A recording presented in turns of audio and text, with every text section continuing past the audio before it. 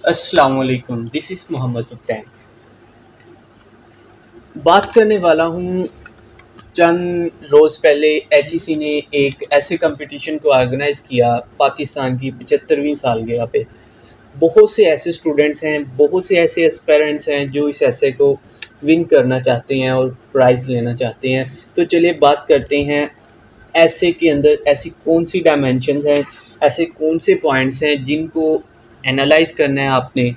इस वीडियो में मैं आपको बताऊंगा कि ऐसे आपने किस तरह अटेम्प्ट करना है, कौन-कौन सी बातों को ज़हन-नशीन करना है, ऐसे कौन से पॉइंट्स हैं जो एग्जामिनर ने इसके अंदर डिमांड की हैं। तो मैं पहले ऐसे की बात करूंगा, development journey of Pakistan from 1947 to 2022। ये वाला ऐसे जो आपने है इस वीडियो के अंदर इस काबिल हो जाना है कि आप ये ऐसे ईज़िली लिख सकते हैं। मैं आपकी इस ऐसे लिखने में बहुत ही ज़्यादा मदद करने वाला हूँ। तो चलिए स्टार्ट करते हैं। वीडियो स्टार्ट करने से पहले आपको बताता चलूँ कि इस ऐसे के अंदर ऐसे बहुत से स्टूडेंट्स हैं जो चाहते हैं कि हम ऐसे विन करें। आपके बहुत ही ज़्यादा कंपेटिटर होंगे, तो आपने इस बात से नहीं घबराना कि मेरे जो हैं अपोज़िट जो लोग हैं वो बहुत ही ज़्यादा हैं। तो एक शेर याद आ गया मुझे यहाँ पे, ज़िंदा रहना है तो हालात से डरना कैसा, ज़िंदा रहना है तो हालात से डरना कैसा, जंग लाज़िम हो तो लश्कर नहीं देखा करते। सबसे बड़ी बात ये है कि एक तो आप ऐसे लिख रहे हैं, हार या जीत मुकद्दर की बात है, पर इससे बड़ी बात है कि आप मैदान में उतर रहे हैं, आप जंग लड़ रहे हैं, लड़ाई लड़ रहे हैं, भाग नहीं रहे। अच्छा, यही बात आपको कामयाबी की तरफ लेकर जाएगी कि आप कोई भी चैलेंज है आप उसको फेस कर रहे हैं। मतलब इस ऐसे के अंदर आपने चैलेंजेस को ही फेस करना है ना, कि आपके ऑपोजिट इतने लोग हैं, इतना ज़्यादा कंपटीशन है। तो ज़ाहिर सी बात है हर बंदा चाहता है कि मुझे इनाम मिले, कौन नहीं चाहता कि मैं विन ना करूं। तो इस वीडियो के अंदर मैं आपको कुछ ऐसे ही पॉइंट्स बताने वाला हूं जो आप अपने जहन में रखेंगे और आपको इंशाल्लाह बहुत ही ज़्यादा उनसे मदद मिलेगी। आप किस तरह ऐसे अटेम्प्ट करेंगे, इसका मटेरियल कहाँ से मिलेगा, इसके अंदर कौन-कौन सी डायमेंशंस आपने ज़हन नशीन रखनी है, लिखते वक़्त कौन-कौन सी डायमेंशंस कवर करनी है, कौन-कौन से पॉइंट्स कवर करने हैं। अच्छा, इस मुकाबले में जीतने के लिए सारी वो बातें जो आपकी मदद कर सकती हैं, मैं बताने वाला हूँ इस वीडियो में। ऐसी कौन-सी गलतियाँ हैं जो फेलियर की तरफ लेके चली जाती हैं, ऐसी कौन-सी बातें हैं जिनको आप कंसिडर करके ऐसे विन कर सकते हैं, इस वीडियो के अंदर उनका तबादला ख्याल किया जाएगा। चलिए वीडियो स्टार्ट करते हैं। वीडियो स्टार्ट करने से पहले मेरी आपसे एक गुजारिश है कि मेरे चैनल को सब्सक्राइब कर दीजिएगा और बेल आइकन को प्रेस कर दीजिएगा। कोई भी ऐसा पॉइंट मिस ना कीजिएगा वीडियो स्किप करके जो आपको फेलियर की तरफ ले जाए। चलिए स्टार्ट करते हैं।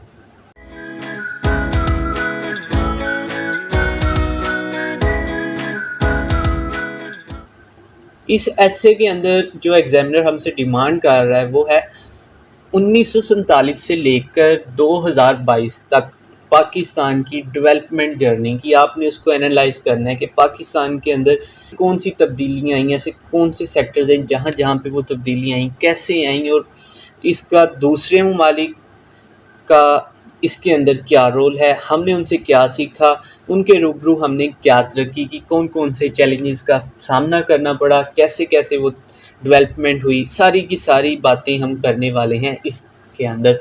अच्छा, सबसे पहले मैं आपको कुछ टिप्स एंड ट्रिक्स बता देता हूँ जो आपने ऐसे लिखते वक्त कंसीडर करनी है। सबसे पहली बात तो ये है कि ऐसे लिखते वक्त पार्ट्स ऑफ स्पीच पे आपकी गुड कमांड होनी चाहिए, और दूसरी बात ये कि आपने टेंसेस का यूज़ करेक्ट करना है। ठीक है। अब तीसरी बात देखते हैं, इसके अंदर सेंटेंस फॉर्मेशन आपकी बहुत अच्छी होनी चाहिए। मीन टू से कि ना आप बहुत ज़्यादा सिंपल सेंटेंस लिखें, ना आप बहुत ज़्यादा कम्प्लेक्स की तरफ जाएं।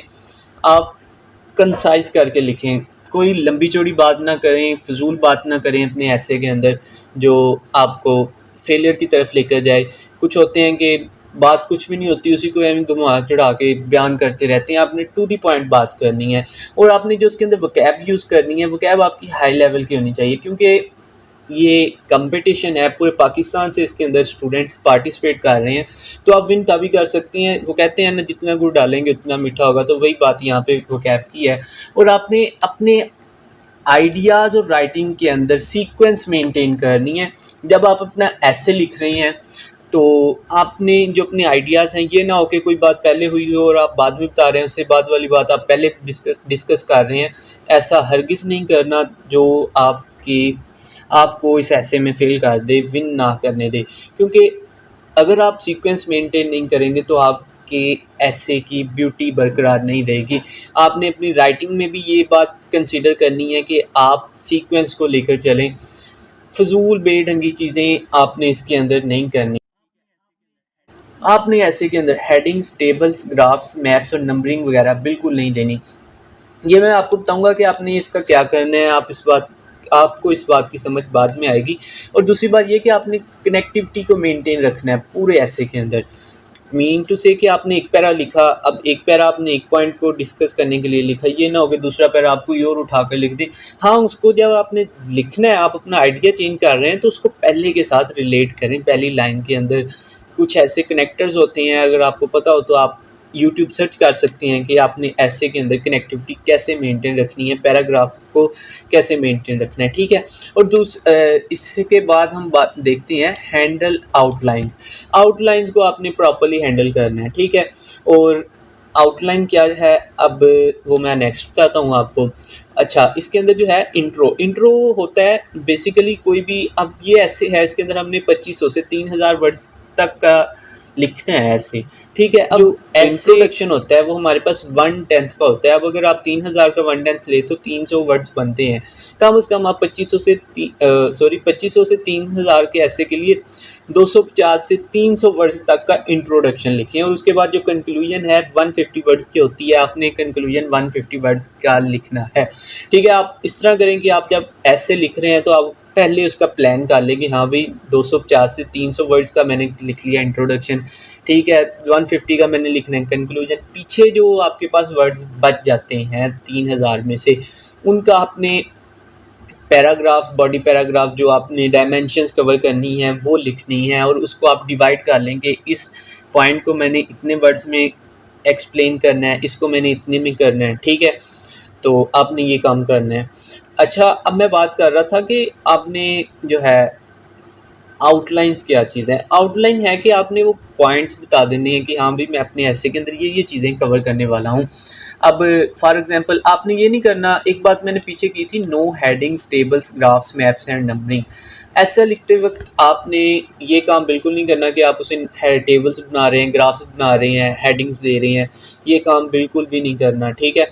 आपने सबसे पहले क्या करना है कि एक पेज पे आउटलाइंस बना देनी है। आउटलाइन क्या है कि आप अपनी जो पैराग्राफ्स ऐसे के अंदर लिखने वाले हैं उनको एक नाम देंगे कि हाँ भाई ये पॉइंट्स मैं कवर करने वाला हूँ। वो आपने एक आउटलाइन की शक्ल में, जैसे आप स्केच बनाते हैं ऐसे लिखने से पहले, वो आपने बना देना है, ठीक है। और उसके अंदर आउटलाइन आपकी बहुत आई कैची होनी चाहिए, ठीक है, ताकि उसका इम्पैक्ट पड़े राइट एग्जामिनर के ऊपर।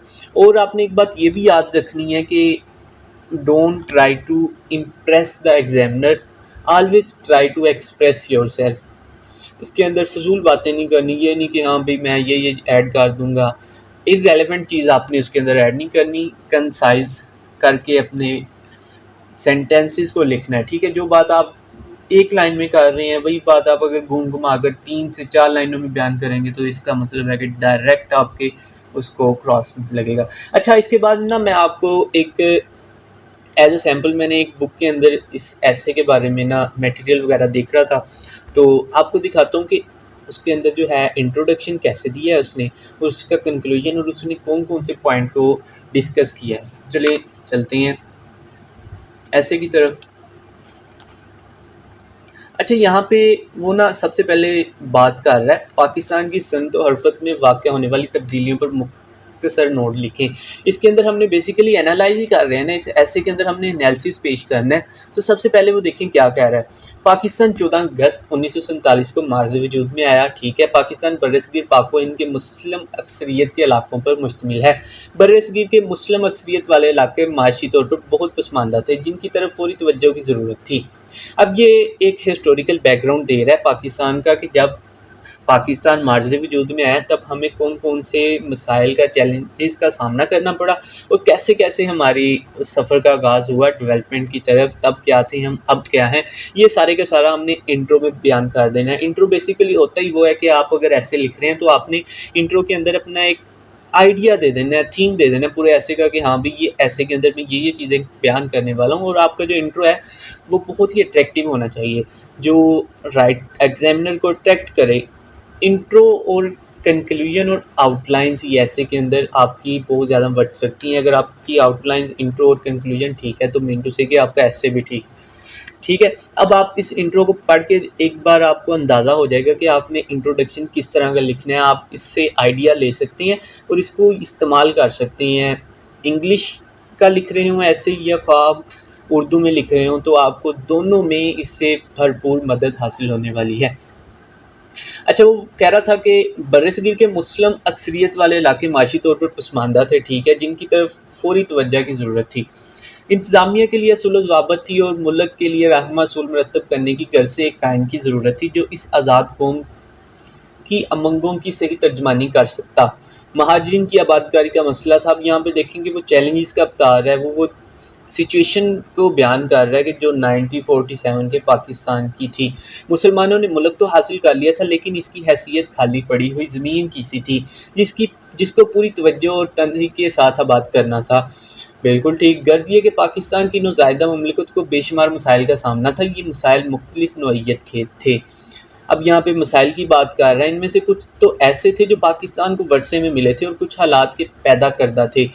बिल्कुल ठीक। कायदे-ए-आज़म मोहम्मद अली जिन्ना इस मुल्क के पहले गवर्नर बने। उन्होंने दिन रात की मेहनत से जो मुल्क हासिल किया था उसको संवारने की भरपूर कोशिश की, लेकिन इनको इतनी मोहलत ना मिली और वो क़याम पाकिस्तान के 1 साल बाद दुनिया से रुहलत फरमा गए। हम देखते हैं कि 1947 के पाकिस्तान और आज के पाकिस्तान में बड़ा फ़र्क है। चूँकि आप ऐसे के अंदर डेवलपमेंट जर्नी की बात कर रहे हैं तो आप इसके अंदर डेफ़िनेटली ये लाइन तो लाज़मी लिखेंगे ना, 1947 का पाकिस्तान कहाँ था और आज का पाकिस्तान कहाँ है, क्या-क्या तब्दीलियाँ रूनमा हुईं। माशरे के मुख्तलिफ़ हिस्सों ने मुख्तलिफ़ रफ़्तार से तब्दीलियों को कबूल किया। बाज़ शोबों में तरक्की की रफ़्तार तसल्ली बख्श रही लेकिन बाज़ शोबों में सुस्त रही। आइए इस अरसे के दौरान पाकिस्तान के चंद शोबों में होने वाली तब्दीलियों का जायज़ा लें। तो इस ऐसे के अंदर अगर आप यही इंट्रो ले लेते हैं, आप इससे आइडिया लें और इसको अपने वर्ड्स में लिखने की कोशिश करें, मुझे लगता है कि ये बहुत ही ज़्यादा बेस्ट रहेगा। पर आपने इसके साथ थोड़ा-सा आपने हिंट इसका दूसरे ममालिक का लाज़मी देना है कि इसके अंदर कि अब ये वो ऐसे कई टॉपिक है जो उसी को लेके चल रहा है। क्योंकि उसके अंदर उसने यही डिमांड की है ना, दूसरे ममालिक के रूबरू पाकिस्तान के अंदर क्या-क्या तब्दीलियाँ आई, क्या-क्या डेवलपमेंट जर्नी के अंदर उसने किया।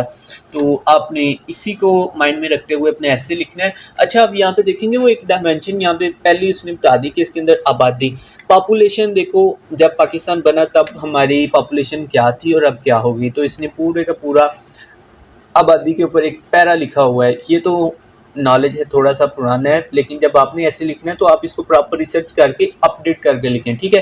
फिर इसके बाद ज़राअत की बात कर रहा है। ज़राअत पाकिस्तान तो है ही ज़रूरी मुल्क। अब यहाँ पे ज़राअत की बात कर रहा है, इसके अंदर कैसे कैसे डेवलपमेंट हुई उसने यहाँ पे ये सारी की सारी बयान कर दी है।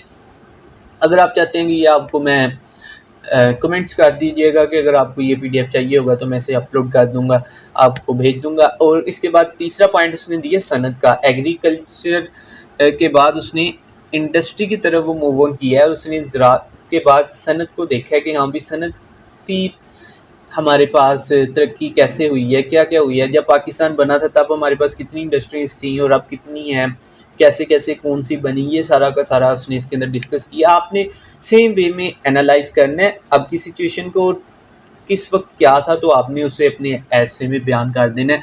और उसने यहाँ पे लास्ट वाला पॉइंट बताया रहन सहन के तरीके और माशरती इक़दार। ज़ाहिर बात है कि जब हम 1947 के अंदर मूव ऑन करके यहाँ पे आए, पाकिस्तान आज़ाद हुआ, तब हम रहन सहन के तरीके कुछ और थे।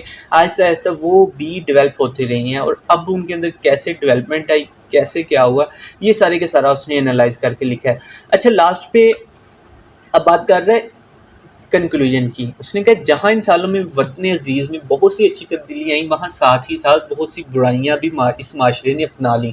अब देखो वो कंक्लूजन के अंदर अपनी सारी बातों को समेट रहा है कि हाँ भाई ये डेवलपमेंट है। अच्छा, इसके अंदर ना कुछ और पॉइंट्स हैं जो उसने कवर नहीं किए, वो मैं आपको बाद में बताता हूँ। तो यहाँ पे पहले मैं आपको कंक्लूजन का आइडिया दे दूँ कि कंक्लूजन आपने कैसे लिखनी है। इंट्रो तो आपको पता चल गया कि हमने वैसे लिख लिया, फिर उसके अंदर आपने जो पॉइंट्स है, डायमेंशन है, वो कवर करनी है। लास्ट पे आपने ऐसे कंक्लूजन लिखनी है जहाँ इन सालों में वतन अजीज़ में बहुत सी अच्छी तब्दीलियाँ ही, वहाँ साथ ही साथ बहुत सी बुराइयाँ भी इस माशरे ने अपना ली। बिल्कुल ठीक है, पहले लोग दयानतदार, सच्चे और मेहनत से काम करने वाले थे।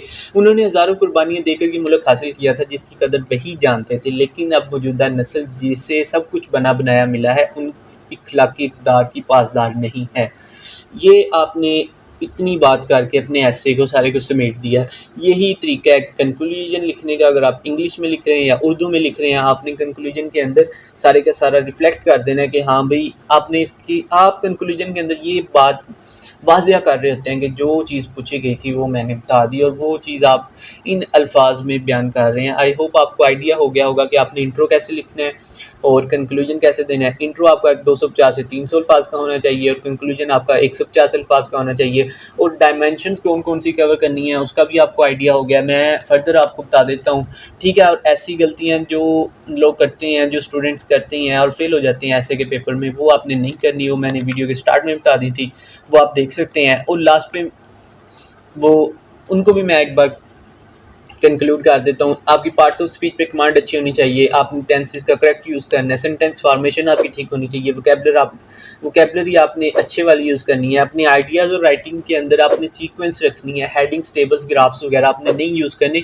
हेडिंग, टेबल, ग्राफ्स नहीं यूज़ करने। और आपने कनेक्टिविटी को मेंटेन रखना है, एक पैरे को दूसरे पैरे के साथ जोड़ के रखना है। ये ना हो कि एक पैरा कुछ कह रहा है, दूसरा कुछ कह रहा है। हाँ, अगर आपके आइडियाज़ वेरी कर रहे हैं, पहले पैरे में कुछ थे, दूसरे में कुछ थे, लेकिन आप उनको एक साथ जोड़ के बताएंगे हाँ भाई ये पहले बात मैं कर रहा था, नेक्स्ट में मैं अब इसकी तरफ मूव कर रहा हूँ। आपने ऐसे करना है, ठीक है। इंट्रो आपने देख लिया कि 250 से 300 अल्फाज का लिखने, कंक्लूजन आपने 150 वर्ड्स का करना है। अब हम देखते हैं कौन कौन सी डायमेंशंस आपने इसमें कवर करनी है। अब सबसे पहले तो ये है कि आपने इसमें पॉपुलेशन का बता देना है कि पॉपुलेशन 1947 में कितनी थी, अब कैसे है, कैसे कैसे डेवलपमेंट हुई। एजुकेशन के अंदर क्या क्या तब्दीलियाँ हुई, कैसे डेवलपमेंट हुई। इकॉनमी के अंदर आप देखेंगे कि हमारी जो सबसे मेजर सेक्टर्स हैं वो एग्रीकल्चर और इंडस्ट्री है, दोनों के बारे में आपने बता देना है। फिर डिफेंस के बारे में बताना है। फिर एक और पॉइंट था वो जो उर्दू वाले ऐसे के अंदर मैंने आपको बताया, बुक से जो मैंने लिया हुआ था, डॉक्यूमेंट्स आपको भी दिखाया, उसके अंदर उसने कहा कि रहन सहन के तौर तरीके वगैरह, उसके अंदर भी जारी बात है डेवलपमेंट हुई है। माशरती इक़्तिदार वगैरह उसके अंदर भी हुई है, वो भी आपने यहाँ पे पॉइंट्स बना लेने हैं। और इससे पहले पॉपुलेशन से पहले आपने इंट्रो देना है, और लास्ट पे जब आपने सारी डायमेंशंस कवर कर ली तो आपने कंक्लूजन देनी है। उम्मीद करता हूँ ये वीडियो आपके लिए बहुत मददगार साबित हुई होगी। तो आप मुझे कमेंट्स में लाजमी बताइए।